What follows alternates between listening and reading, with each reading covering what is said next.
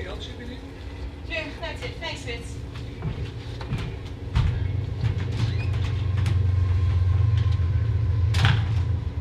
Oh, good Lord! Oh, Aunt Hilda, have you seen the inspector? No. What does this look like to you? A bust of my ancestor? No, right there, right in the corner. What does that look like? Oh, Aunt Hilda, is that blood? I think it just might be. We should go find the inspector. Yes.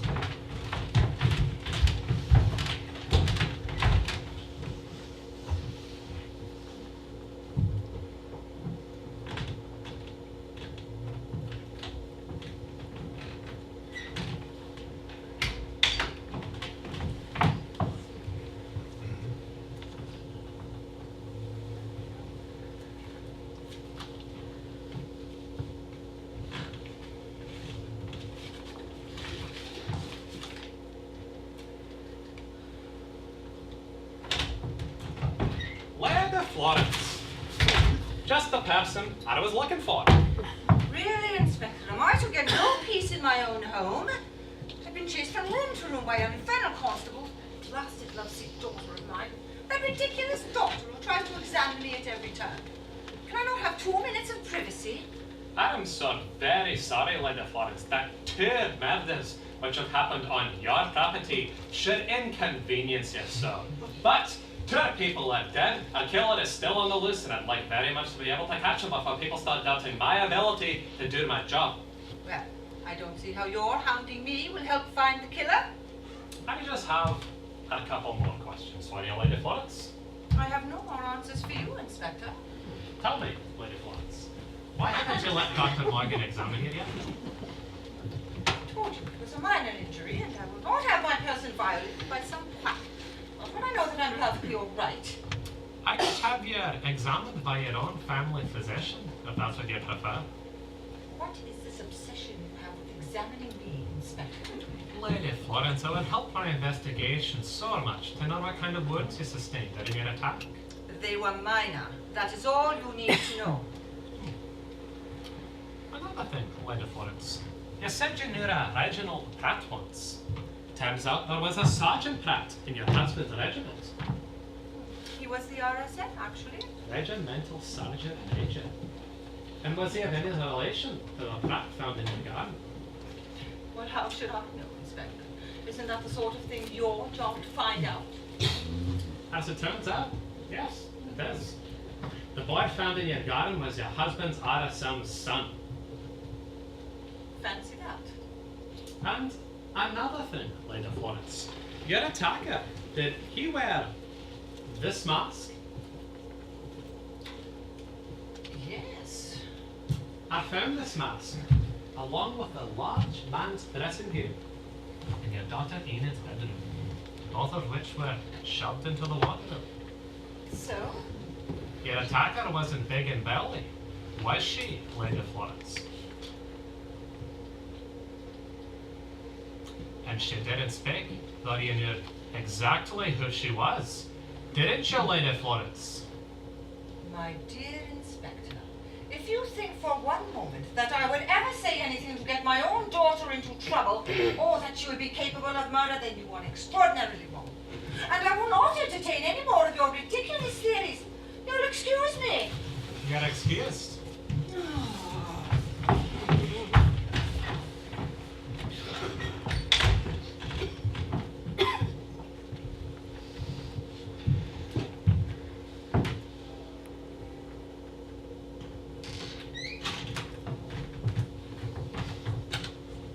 Colonel, I thought you were confined to bed rest. I was. My stomach was beating me more than my head. What the foggiest idea where my wife is going to.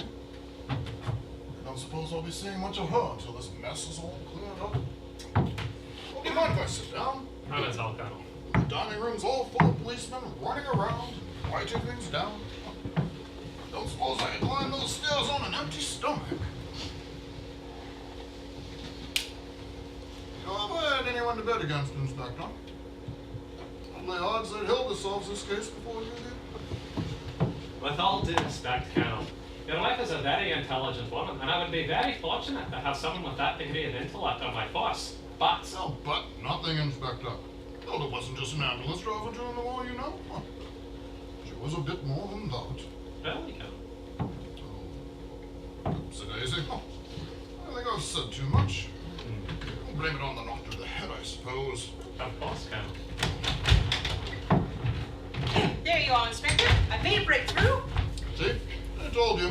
Drysdale, you ought to be up in bed. I was, dear. But you didn't bring me any lunch. And the cook's dead. Oh, I haven't seen the maid. She's had a nervous collapse. I think I might know why. I noticed I was moving the figurine to place the flowers earlier. Ah, two murders, two attempted murders, but the flowers still get changed on time. Oh, step up a lip, Inspector. When I was a young lieutenant, a colleague of mine lost a foot during a bit of shelling.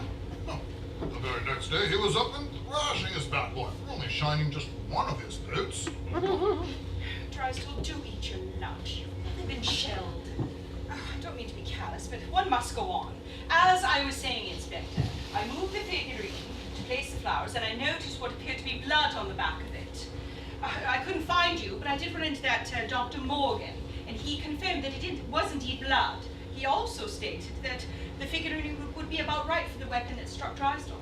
Very good, Mrs. Millsbury. Well, of course it's very good. And that chest in the back hole there, that's a good size. That's where Drysdale was. That's would have been the bang we heard. Oh, so who tried to kill me then? Mrs. Highgate. Who's that? The vicar's wife. But Mabel was also in the room. Mabel's a lamb, Inspector. No. I believe that Mrs. Highgate, being a criminal herself, has a very suspicious mind. And I believe she saw you come in, didn't recognize you, so she grabbed the figurine, bashed you over the head, and then bullied Mabel into helping put you into that chest there. A very sound theory, Mrs. Millsbury. A sound theory. I think you ought to arrest Mrs. Highgate immediately. I'll certainly have a lot for questioning. Excuse me. There. Oh, I'm so free to go. What was that? Oh, I said one solved. 3 to go, old girl. Yes. 3 to go. I'm certainly glad to hear nobody has it in for me. I must say. Oh, Yes, Drysdale, you're very lucky. You've led a very entirely inoffensive life. well, entirely. I'm sure of it. Well, the war was very... Oh, you know how it was, all lies and secrets and all that. Oh, Secret? Drysdale, everyone but you had secrets during the war. I mean, you were very affable and able to get behind a desk. I'm sorry to interrupt, Mrs. Millsbury, Colonel. Oh, Inspector, can you tell me more about the attack on Lady Florence? Certainly. Like, I'd like to know, you know... if you'll both excuse me, I think I should be off to bed again. Oh, it's starting to feel a bit swimmy once more. Well, get one of those nice constables to help you upstairs, can't we? Not that info, Hilda. You be careful. He never listens. Harry, you wanted to ask me about the attack? Florence. Yes, I don't believe that it was the same killer. The killer has been so far very efficient. You're right. It wasn't our killer. It was Miss Enid. Enid? No. It's true. She told me all about it. But she wasn't trying to kill her mother, just scare her.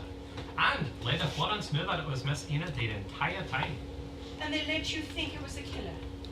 Would you have told me if it was your daughter?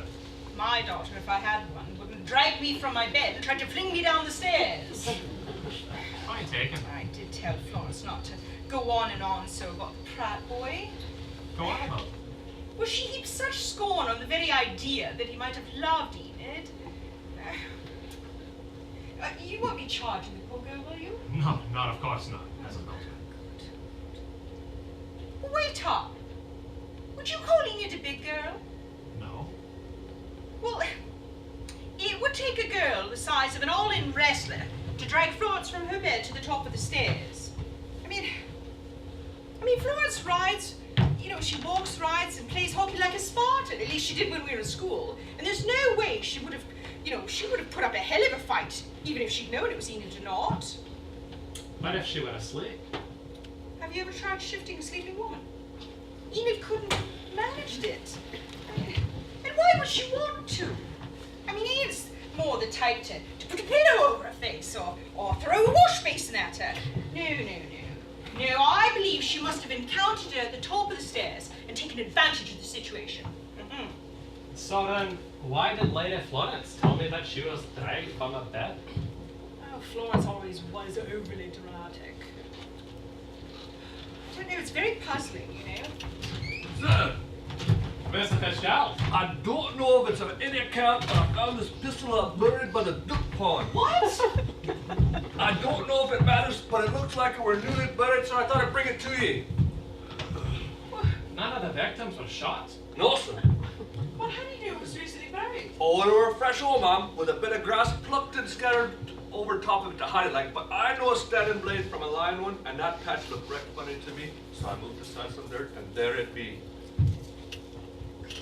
Curious, sir. Do you recognize the pistol, Mr. Fitzgerald? No, sir, I don't own one of them things. Do you know somebody who might? Well, I reckon some of the young men that served might have kept theirs. No, this isn't a regular issue on my sidearm. No, it isn't. Fitz, did you cover up the hole you dug it out of? No, ma'am. Do us a favour, would you? Go back, cover the hole over like it looked like when you just found it, and tell no one about finding the pistol. Can you do that? I don't see why not, ma'am. Thank you. Do you mind if I take a look? Not at all, Mr. Mills. Yes. Well, it's a German pistol. Right. You know, they used them in North Africa because they worked well in the climate. Mm-hmm. Our boys used to grab them whenever they could because, truth be told, they worked better than the ones we were issued. Tell me, Mrs. Milsby, would your husband on a sidearm like this one? Drysdale? No, he served the war from behind a desk. I don't even think he fired his own sidearm. Lord Endering Fife, would he have a sidearm like this one? Very possibly. But, I mean, he didn't come back from the war, so I don't think they would have packed a German pistol in with his personal effects. How did Lord Endering Fife die? A bullet to the head by his own hand. That's entirely unknown by most, Inspector. Oh, I wish you'd known him. He was such a wonderful man. He was intelligent and brave, but feckless and prone to introspection. Introspection. The war was awful, Inspector, as well you know. All of us who were in the thick of things saw things we wish we hadn't. And many of us did things we wish we hadn't. And some, like Sir Harold, just couldn't face the thought of coming back to civilization after all that barbarity. And you, Mrs. Milsby, what did you do down in the water?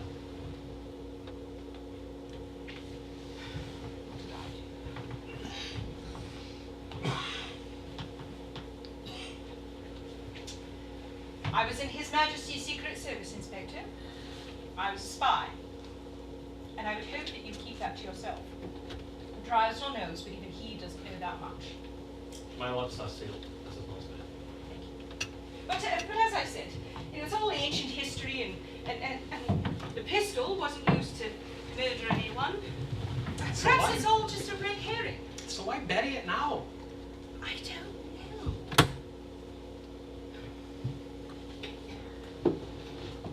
Well, I'm going to go and speak with Miss Enid again. I still have a few questions for her. Be gentle. I will.